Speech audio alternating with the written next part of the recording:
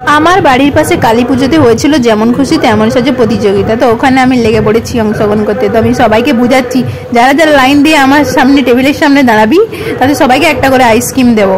তো সবাই লাইন দিয়ে দাঁড়িয়ে গেছে আইসক্রিমের লোভে। নে আমাদের টপিক ছিল ইমিউনাইজেশন, 2 ড্রপস অফ লাইফ, টিকাকরণ, পোলিও। এইসব গেমগুলো সত্যি আমার খুব ভালো লাগে, আর ছোটদের সাথে মিশে এই গেমগুলো খেলার মজাই আলাদা।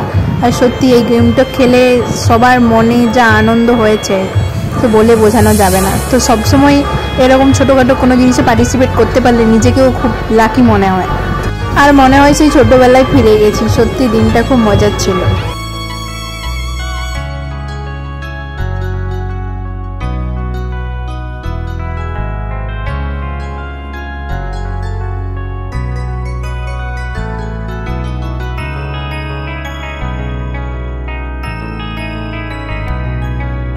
আজ এই দিনটাকে মনের খাতায় লিখে রাখো,